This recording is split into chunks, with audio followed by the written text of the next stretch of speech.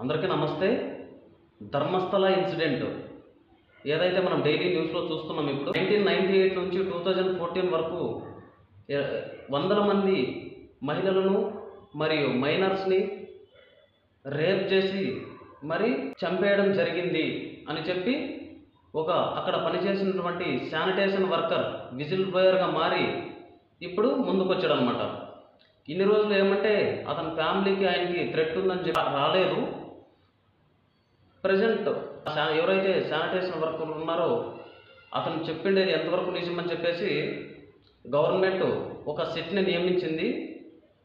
4 IPS మెంబర్స్ని కొన్ని sites mark చేయడం జరిగింది. ఆ కొన్ని సైట్లు దొరకలేదు, కొన్ని సైట్లు దొరికాయి. ఒక సైట్లో అయితే ఒక లేడీకి సంబంధించినటువంటి ఒక పాన్ కార్డు, ఒక బ్లౌజరు, అలాగే ఈ 2 దొరికాయి. అలాగే ఇంకో దాంట్లో బోన్స్ కూడా ప్రజెంట్ ఈరోజు బోన్స్ కూడా బయటపడడం జరిగింది. సో దీన్ని బట్టి మనం ఏమర్థమవుతుందంటే, చాలామంది ఏమంటున్నారు అంటే, ఒక మీడియా అయితే మీడియాలో ఒక పర్సన్ మాట్లాడుతూ సుమన్ టీవీకి ఇస్తూ అక్కడ ఉన్నటువంటి లోకల్ పీపుల్ ఒకతను చెప్తూ ఉన్నాడు, ఇదంతా ఒక రాజకీయ కోణంలో మమ్మల్ని డ్యామేజ్ చేయడానికి కమ్యూనిస్ట్ పార్టీ ఇలా చేస్తుంది అని చెప్పి అతను చెప్తూ ఉన్నాడు. ఇది అతను చెప్పడంలో నిజమైతే మనకి ఒక పాన్ కార్డు దొరికింది, అది ఒక విట్నెస్. అలాగే ఒక బ్లౌజర్ ఆల్సో దొరికింది. ఇంకోటి 2012లో సౌజన్య అనే ఒక అమ్మాయి మిస్ అయింది అప్పట్లో. బట్ అప్పుడు సిబిఐ దర్యాప్తు కూడా అంటే ఇన్వెస్టిగేషన్ చేసింది.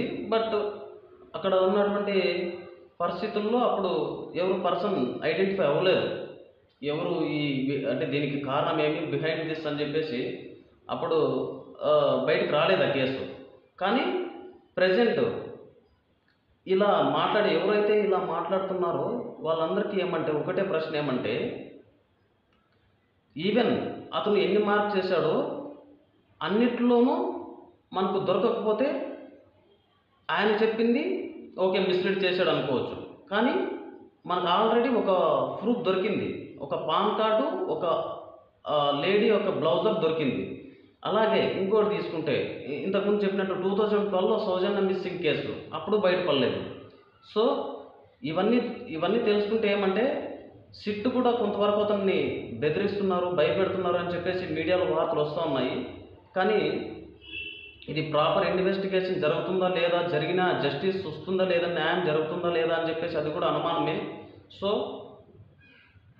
మరి దీని పట్ల ఏమంటే మనం అందరూ ఆలోచించాల్సిన విషయము.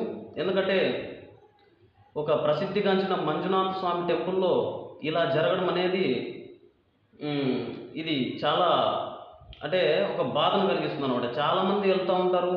ఇప్పుడు ఎంతోమంది ఎన్నో స్టేట్స్ నుంచి వచ్చి దర్శనానికి అని చెప్పేసి వస్తూ ఉంటారు. చాలామంది ప్లాన్ చేసుకుని వస్తూ ఉంటారు.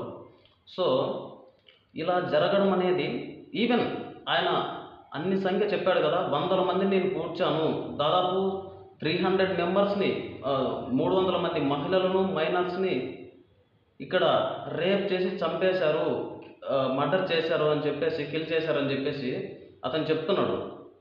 ఓకే, అతను ఇంత సంఖ్య చెప్తున్నాడు కదా, అంత సంఖ్యలో లేనప్పటికీ ఈవెన్ ఒక్క విక్టిమ్ అయినా కూడా, ఒకరికి అన్యాయం జరిగినా కూడా అది ఇన్జస్టిసే, అది తప్పే. సో ఇదేమంటే చాలామంది దీన్ని నెగిటివ్గా చూపిస్తూ ఉన్నారు అన్నమాట. అంటే ఇదంతా జరగలేదు, బట్ ఇది అంటే ఒక మతానికి, ఒక రిలీజియన్కు సంబంధించిన విషయం కాదు. ఒక మహిళల పట్ల, ఒక హ్యుమానిటీ పట్ల జరిగిన ఒక వైలెన్స్ ఇది.